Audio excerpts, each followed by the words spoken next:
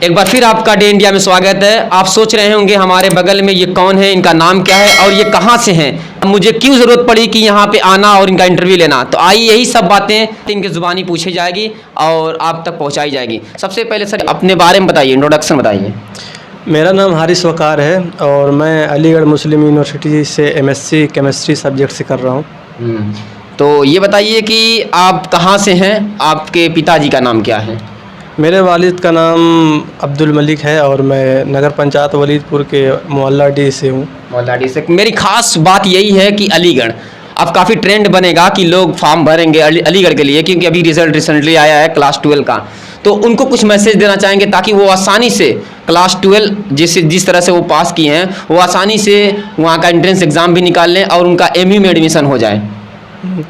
इसके लिए अगर आप BSc में अप्लाई करना चाहते हैं या फिर BTech में अप्लाई करना चाहते हैं तो अप्लाई कर सकते हैं।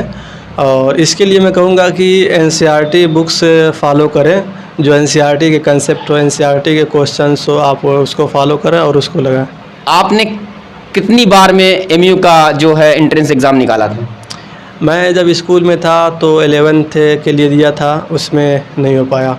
फिर मैंने BSc के लिए दिया तो उसमें भी नहीं हुआ, फिर MSc में दिया तो इसमें हो गया। MSc में इस समय आप अलीगढ़ में पढ़ रहे हैं, MSc कर रहे हैं। सो MSc आप किस सब्जेक्ट्स कर रहे हैं? मेरा MSc केमिस्ट्री सब्जेक्ट से। केमिस्ट्री सब्जेक्ट से ये MSc कर रहे हैं। आपका शुरू से रुझान किस सब्जेक्ट में था? मैं जब स्कूलिंग लाइफ में था तो मुझे मैथमेटिक्स काफ़ी पसंद थी और अच्छी भी लगती थी, तो मेरा मैथमेटिक्स की तरफ काफ़ी रुझान था। लेकिन आपने मैथमेटिक्स को छोड़कर केमिस्ट्री से क्यों MSc कर रहे हैं?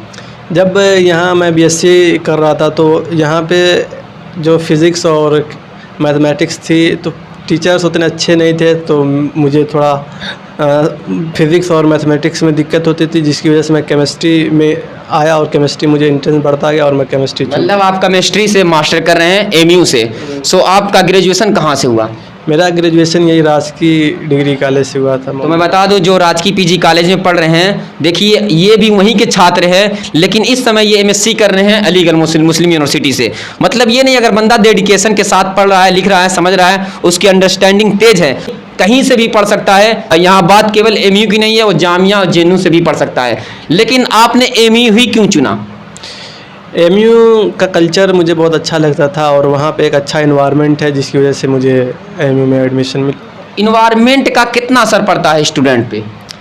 इन्वायरमेंट का असर पड़ता है, पर अगर बच्चे के अंदर डेडिकेशन और लगन है तो वो कहीं भी किसी भी इन्वायरमेंट में रहे तो निकल सकता है। मतलब आपके अनुसार इन्वायरमेंट का ज़्यादा असर नहीं पड़ता है। अगर बंदा स्टूडेंट डेडिकेट है, कंसिस्टेंसी उसके अंदर है, उसके पास लगन है कि मुझे करना है तो करना है, तो वो कर लेगा। ऐसा कुछ है? जी ऐसा है। सो अब मास्टर करने के बाद आपने कुछ सोचा है कि क्या करना है? मास्टर के बाद एक IIT गेट और नेट GRF का एग्ज़ाम होता है। मेरा एम वही है, IIT गेट और नेट GRF का एग्ज़ाम देना। अच्छा, आप शुरू से कैसे स्टूडेंट थे? बहुत तेज स्टूडेंट थे या एक एवरेज स्टूडेंट थे? मैं एक एवरेज स्टूडेंट था, बहुत तेज तर्रार नहीं थे। इवन आपने क्लियर किया है MU का एग्ज़ाम और वहाँ आप MSc कर रहे हैं। सो मेरा कहने का मतलब ये है कि आपकी प्राइमरी कहाँ से हुई थी? मेरी प्राइमरी मदरसा जामिया अरबिया नूर इस्लाम से हुई थी। मतलब ये कहाँ पे मदरसा पड़ता है? ये मदरसा मोहल्ला बिचलापुरा में है। मोहल्ला बिचलापुरा, आप मोहल्ला D में है? जी। तो ये भी वलीदपुर में है और जिस मदरसे से इन्होंने प्राइमरी क्लियर किया है वो भी वलीदपुर में ही है। फ़र्क बस मोहल्ले का है, ये मोहल्ले D से है और नेक्स्ट मोहल्ले यानी मोहल्ला बिचलापुरा में मदरसा नूर इस्लाम से इन्होंने प्राइमरी कंप्लीट की। उसके बाद इनका रुझान स्कूल लाइन में हुआ और स्कूल में पढ़ते पढ़ते इन्होंने ये सोचा कि अब मुझे MU चूज़ करना चाहिए, तो MU चूज़ किए। इन्होंने BSc के लिए भी MU में फॉर्म डाले और शायद आपने 11 के लिए भी डाला था। 11 के लिए मैंने अप्लाई किया था। 2 बार MU के लिए ट्राई किए, दोनों बार इनका सिलेक्शन नहीं हुआ। लेकिन आफ्टर ग्रेजुएशन इन्होंने MSc के लिए जब फॉर्म डाला तो वहाँ से कंप्लीट हो चुके। आपने कितनी बार एंट्रेंस एग्ज़ाम दिया है जिसमें आपको निराशा हासिल हुई है? सबसे बड़ी बात होती है एक प्रॉपर गाइडेंस और एक इन्वायरमेंट होता है, तो हमारी तरफ उतनी प्रॉपर गाइडेंस कोई करने वाला नहीं था, जिसकी वजह से हम लोग काफ़ी स्ट्रगल करना पड़ा। बार बार एंट्रेंस वगैरह देने से दिमाग खुलता रहा, जिसकी वजह से जो गलतियां होती थी हम उसको सुधारते गए और एक आखिर में जाकर कामयाबी मिली। कितनी बार में आपको कामयाबी मिली MU के लिए? ये चौथा प्रयास था आपके लिए? एएमयू में मेरा ये तीसरा प्रयास था। तीसरे प्रयास में आपने क्लियर किया एमयू के लिए? जी। तीसरा प्रयास था, ये बिल्कुल वेल डन, बहुत अच्छी बात है कि आप वहाँ से एमएससी कर रहे हैं, ये अच्छी बात है। लेकिन मेरा रुझान ये है कि कभी आपने गवर्नमेंट एग्ज़ाम यानी सरकारी नौकरी में कभी आपका दिलचस्प रहा या नहीं था? अगर रहा तो आपने कभी गवर्नमेंट एग्ज़ाम भरा या नहीं भरा? अब तक तो मेरा उतना गवर्नमेंट मतलब फॉर्म में उतना वो नहीं था। फिर अब मुझे रुझान की तरफ, गवर्नमेंट रुझान की तरफ बढ़ रहा है, तो मैं जो है आईआईटी गेट और नेट जेआरएफ की तरफ बढ़ूँगा।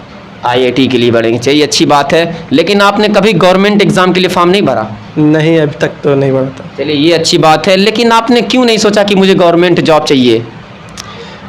क्योंकि मुझे अभी जो है, मैं जिस इन्वायरमेंट, जिस मुआशरे में था, तो वहाँ मुझे नहीं लगता था कि हम लोग उतना आगे बढ़ सकते थे। तो एक अच्छी तालीम के लिए एक अच्छी जगह पहुँचना ज़रूरी होता है। तो पहले मेरा रुझान था कि मैं कहीं अच्छी जगह जाऊँ, अच्छी जगह से तालीम हासिल करूँ। उसके बाद एक मैसेज जो तमाम स्टूडेंट इस समय अभी क्लास 12 रिसेंटली फाइनल की हैं, उनको एक मैसेज क्या देना चाहते हैं? अगर आप क्लास 12 पास किए हैं तो आप CUET एग्ज़ाम है और बहुत सारी जो यूनिवर्सिटी अपना सेल्फ एग्ज़ाम लेती है, जैसे अलीगढ़ हो गई, जामिया हो गई, तो आप उसमें अप्लाई करें। तो आपके अनुसार जब आप यहाँ वलीदपुर पढ़ रहे थे, अब इस समय आपका इन्वायरमेंट चेंज हुआ है, एमयू में पढ़ रहे हैं, सो वहाँ की इन्वायरमेंट में और यहाँ के इन्वायरमेंट में, एजुकेशन फील्ड में कितना आपको फ़र्क दिख रहा है? फ़र्क तो बहुत है। वहाँ एक प्रॉपर गाइडेंस, प्रॉपर मतलब सारी फैसिलिटी मिलती है आपको। लाइब्रेरी है, सेमिनार लाइब्रेरी है, तो वहाँ पे बहुत अच्छा इन्वायरमेंट है। यहाँ मतलब उतना माहौल तालीम को लेकर नहीं है। यहाँ उतना तालीम के लेकर माहौल नहीं है। सो यहाँ के आप लेवल ऑफ एजुकेशन को कुछ कहना चाहेंगे? जो यहाँ के माहौल में जो शिक्षा दी जाती है, जो मास्टर लोग पढ़ाते हैं स्टूडेंट को, आप उनके बारे में कुछ कहना चाहेंगे? यहाँ का लेवल ऑफ नॉलेज की बात करें तो मतलब उतना अच्छा नॉलेज दे नहीं पाते। मतलब मैं देखा कि NCERT बुक्स बहुत कम लोग पढ़ाते हैं। NCERT बुक्स को जो है बहुत कम फॉलो करते हैं, और जो नेशनल लेवल का एग्ज़ाम हो या किसी भी एग्ज़ाम में NCERT बुक के ही कंसेप्ट से क्वेश्चन बनता है। तो जिसकी वजह से यहाँ के रहने वाले जो बच्चे रहते हैं उनको एग्ज़ाम में काफ़ी दिक्कत होती है। अगर एमयू का हमें एंट्रेंस एग्ज़ाम निकालना है, अगर किसी भी स्टूडेंट को जो स्कूल बैकग्राउंड से है, सो उसको कहाँ से तैयारी करनी चाहिए और क्या पढ़ना चाहिए? जो अभी पास हुए हैं, मतलब BSc के लिए अप्लाई करना चाहते हैं, तो 11th और 12th की NCERT बढ़िया से पढ़ ले, और उसके जो क्वेश्चन वगैरह हैं उससे जो उसका कंसेप्ट है उसको अच्छी से पढ़ ले। अच्छे से पढ़ लें। और नेक्स्ट क्वेश्चन ये भी है, जो मौलवी यानी जो मदरसे बैकग्राउंड से आते हैं, वो अलीगढ़ में कैसे अपना एडमिशन ले सकते हैं? उनके लिए एक ब्रिज कोर्स आता है, वो ब्रिज कोर्स के थ्रू अपना एक मेन स्ट्रीम में एडमिशन ले सकते हैं। उसके बाद वो पढ़ सकते हैं। मदारिस बोर्ड के लिए ये है। स्कूल बोर्ड्स के लिए ये है कि अगर कोई स्टूडेंट क्लास 12 पास करता है, सो वो NCERT पर फोकस ज़्यादा करे, उसकी अंडरस्टैंडिंग रहनी चाहिए NCERT पे। क्लास 11 और क्लास 12 बहुत आसानी से OMU का एंट्रेंस एग्ज़ाम निकाल सकता है और अपना वहाँ से ग्रेजुएशन कर सकता है। ये अच्छा मैसेज है। और ये भी मैसेज है कि जो यहाँ वलीदपुर की जो सोच है, यहाँ के पेरेंट्स को जो अपने बच्चों को लेकर सोचते हैं, हर एक पेरेंट्स कि MA कर लेता है तो सोचते हैं अभी तक पढ़ रहा है, कब कमाएगा। ये सब तमाम सच्चाइयाँ हैं। तो इन सब सच्चाइयों पर आप कितना सेटिस्फाइड है? मुआशरे को हिसाब से देखा जाए तो यहाँ तालीम वाकई बहुत लोग उतना फोकस नहीं करते हैं, और बैकग्राउंड भी यहाँ 70-80% लोग का बहुत कमज़ोर है, जिसकी वजह से वो अपने बच्चों को अच्छी तालीम हासिल नहीं करा पाते हैं। और उसके लिए आज के वक्त में जो है मैं समझता हूँ कि स्किल से बेहतर है जो डिप्लोमा वगैरह कोर्स हो गया, इस टाइप के जो स्किल्स बेस्ड कोर्स हैं उस पर जो 11, 12 या 10th के बाद होते उस पर ज़्यादा फोकस। तो आफ्टर क्लास 10 या क्लास 12 कंप्लीट होने के बाद कोई और डिप्लोमा कोर्स हुआ, वेल्डिंग हुई या फिर बहुत सारा कोर्स आता है, वो कंप्लीट करा दें ताकि उनको आगे चल के कोई दिक्कत पेश ना आए। डिप्लोमा कोर्स ये कहना चाह रहे हैं? जी, स्किल बेस्ड बहुत सारे डिप्लोमा कोर्स होते हैं, या ITI वगैरह करा दें 10वीं के बाद, तो उसमें काफ़ी बेनिफिट। या कंप्यूटर भी एक अच्छी स्किल है। इस कंप्यूटर भी है। ये तमाम बड़ी सच्चाइयाँ हैं। ये सच्ची बात है कि हर स्टूडेंट चाहता है कि मेरा फ्यूचर ब्राइट हो, अच्छा हो, लेकिन कुछ कारणों की वजह से वो रुक जाता है। उसकी सोच जहाँ तक जानी चाहिए वहाँ तक जा नहीं पाती है, ये सच्चाई है। लेकिन इन सभी चीज़ों से आप ऊपर उठकर इस समय आप एमएससी कर रहे हैं अलीगढ़ मुस्लिम यूनिवर्सिटी से। ये जितनी परेशानियाँ थी आपने इसको कैसे सॉल्व किया, कैसे अभी यहाँ तक पहुँच चुके हैं? जब मैं अपनी स्कूल लाइफ में था तो बहुत सारी परेशानी थी, पर पीछे नहीं हटा। मैं पढ़ता गया, ट्राई करता रहा, पढ़ता गया, ट्राई करता रहा, और जो गलतियां होती थी उससे सीखता रहा, और आखिर में जाकर मुझे कामयाबी मिली। अच्छा, ये बताइए कि अभी तक आपके घर वाले सपोर्ट करते हैं कि नहीं करते हैं पढ़ाई को लेकर? नहीं, मेरे घर वालों का पूरा सपोर्ट है, मेरे वालिद साहब का भी पूरा सपोर्ट है, इसमें वो नहीं है। ये अगर सपोर्ट रहता है पेरेंट्स का स्टूडेंट को लेकर तो बच्चा कभी डीमोटिवेट नहीं होगा। अगर पेरेंट्स से छोड़ दें वो चाहे अरे क्या पढ़ेगा, वो बहुत पढ़ लिया है, तो शायद बच्चा भी डीमोटिवेट हो जाएगा, वो पढ़ नहीं पाएगा। यही सब तमाम कारण है जिसकी वजह से यहाँ के स्टूडेंट रुक जाते हैं, रह जाते हैं। यहाँ काफ़ी रुझान सऊदी जाने का है, इस पर कुछ कहना चाहेंगे? सबसे बड़ी बात होती है कि बैकग्राउंड की बात होती है। अगर बच्चा पढ़ना चाहता है तो बैकग्राउंड उसे रोक देता है। और पर मैं भी मतलब मेरे पढ़ने का शौक़ था, और मेरे वालिद साहब मेरा शौक़ देखे और मुझे भी सपोर्ट करते रहे, और आखिर तक सपोर्ट किए, जिसकी वजह से मैं यहाँ आया। लास्ट क्वेश्चन रहेगा सर आपसे कि हर एक स्टूडेंट को किस सब्जेक्ट में बहुत तेज़ होना चाहिए? देखिए, मैथमेटिक्स एक ऐसा सब्जेक्ट है, अगर आप साइंस बैकग्राउंड के हैं तो मैथमेटिक्स स्ट्रांग होना आपका बहुत ज़रूरी है, क्योंकि मैथमेटिक्स अगर स्ट्रांग है तो आपको फिज़िक्स वगैरह और केमिस्ट्री वगैरह में भी आसानी हो जाएगी।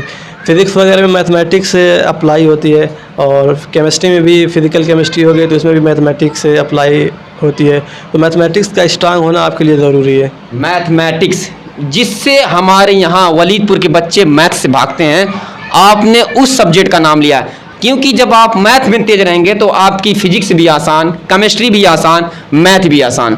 सो आपका रुझान ये है कि हर बच्चे को मैथ पे ज़्यादा समय बिताना चाहिए और फोकस उसका मैथ में रहना चाहिए। Yes sir? मैथमेटिक्स में ही पकड़ होनी चाहिए मेरे। अगर मैथ में पकड़ है तो शायद उनको गवर्नमेंट एग्जाम में भी दिक्कत नहीं होगी सर। आप एमयू के छात्र हैं, आपसे बात करके हमें बहुत अच्छा लगा। ये मैसेज जरूर आवाम तक जाएगा, और मेरी सभी स्टूडेंट्स से गुजारिश है वलीदपुर या वलीदपुर के बाहर अगर मेरी वीडियो देख रहे हैं तो शिक्षा को कभी ना छोड़ें। अगर रिसेंटली जो एमयू के लिए फॉर्म भरना चाहता है और भर दिया है तो मन से पढ़े, ऑनलाइन पढ़े। आपने YouTube का जिक्र किया था, अगर YouTube से पढ़ता है तो ठीक, अच्छी बात है, पढ़े, लेकिन दिल से पढ़े और एक अच्छे कॉलेज, अच्छी यूनिवर्सिटी का छात्र बने।